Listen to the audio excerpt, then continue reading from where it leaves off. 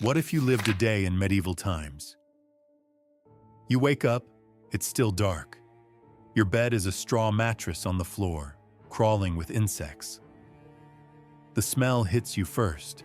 Human waste, animal dung, and wood smoke mixed into something that would make you gag in 30 seconds.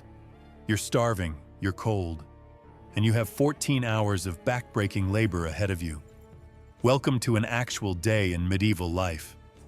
Not the castles and knights you see in movies, the real thing. And it's worse than you think. This is a fictional scenario exploring what your life would actually be like as an average person in medieval Europe, around 1300 CE.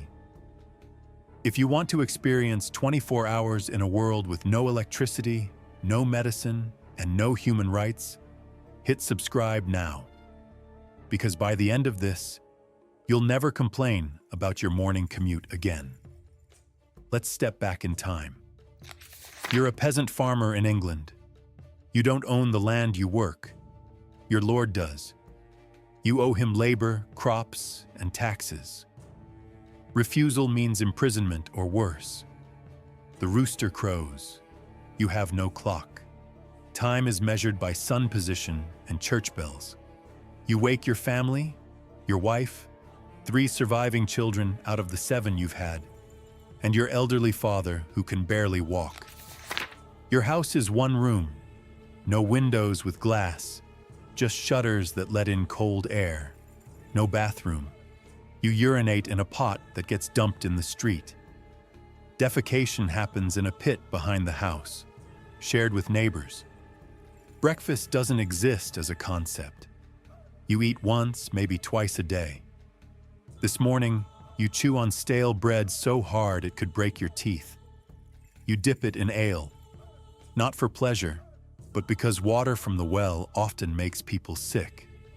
Even children drink weak ale all day. Your teeth hurt. One is rotting, causing constant pain. There's no dentist. Your options are, live with it until it falls out, or have the village blacksmith pull it without anesthesia while 4 men hold you down. You choose to live with the pain. Before you can work your own small plot, you owe 3 days a week to your lord's fields. Today is one of those days. You walk 2 miles to the lord's manor. The road is mud mixed with animal waste and garbage. You're wearing the only shoes you own, leather wrapped around your feet, tied with strips of cloth. They'll last maybe 6 months before you need to make new ones. In the fields, you join 40 other peasants. The work is plowing, no tractors, no machinery, just you, a wooden plow, and an ox that's as exhausted as you are. You push and pull for 7 hours straight. Your back screams. Your hands bleed through calluses you've had since childhood. The sun beats down. There's no water break, no lunch break. You work until the bailiff, the lord's enforcer, says you can stop. Around you, people are missing limbs from farming accidents. 1 man lost 3 fingers to an infected cut last year. Another is blind in 1 eye from a flying rock. There's no workers' compensation, no disability benefits. If you can't work, you starve. The bailiff allows a break. You eat the food you brought. More stale bread, a small piece of hard cheese, and an onion. This is luxury. Most days, it's just bread. Meat? You see it maybe twice a year, at Christmas and Easter if you're lucky. Your lord eats meat daily. You watch smoke rise from the manor kitchen and smell roasting pork. Your stomach twists. The village priest walks by. He's the only educated person you know. He can read and write. You cannot. 90% of people cannot. Your entire understanding of the world comes from what the priest tells you on Sundays. He reminds everyone that suffering is holy, that your poverty is God's plan, that if you work hard and obey, you'll be rewarded in heaven. You believe him because you have no choice. There are no books, no other sources of information. The priest's word is absolute truth. Back to work. Your lord has decided he wants a new section of forest cleared. You spend the afternoon chopping trees with an axe that's been sharpened so many times, it's half its original size. A tree falls wrong. It crushes a man's leg. He screams. Everyone stops. The bailiff examines him and makes a decision. The leg is too damaged.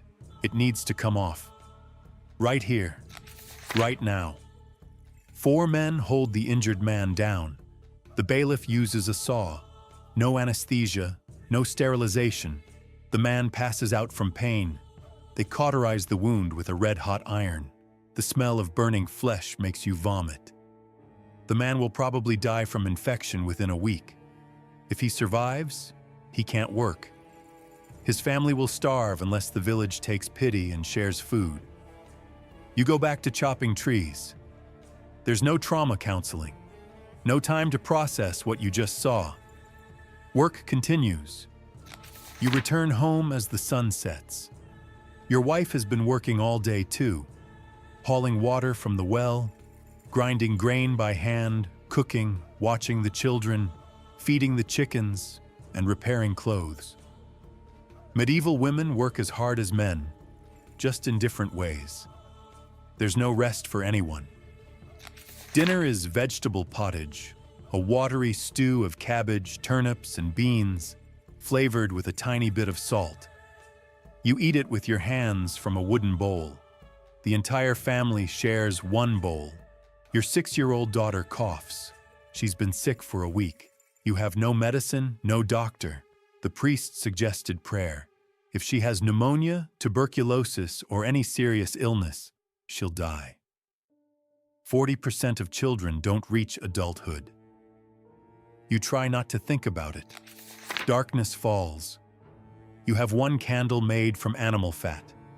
It provides barely enough light to see. You can't afford to waste it, so you go to bed when the sun sets. Your straw mattress is damp. Fleas bite constantly. You're used to it. Everyone has parasites. Fleas, lice, intestinal worms. It's normal. Your wife whispers that she thinks she's pregnant again. You feel dread, not joy. Another mouth to feed. Another child who might not survive. Childbirth kills women regularly. She's already survived 4 births. Each one could be the last. You lie awake, staring at the darkness. Your body aches. Your tooth throbs. Your daughter coughs in the corner. Tomorrow will be exactly the same. And the day after. And the day after. For your entire life. There's no vacation, no retirement, no social mobility. You were born a peasant. You'll die a peasant. So will your children. This is what an average day looked like for 90% of medieval Europeans. Not castles, not knights, not romance, constant pain, brutal labor, no medical care, no education, no rights, no hope of anything better. The medieval period wasn't a simpler, purer time. It was a nightmare of poverty, disease, and exploitation that most people today couldn't survive for a week. We complain about traffic, boring jobs, and slow Wi-Fi. Medieval peasants would trade places with you in a heartbeat. Because even your worst day, stuck in traffic, dealing with a difficult boss, eating fast food, is paradise compared to their best day. Now I want to hear from you. After experiencing this fictional day in medieval times, what's the one modern convenience you couldn't live without? And do you think you'd actually survive more than a week in these conditions? Drop your thoughts in the comments.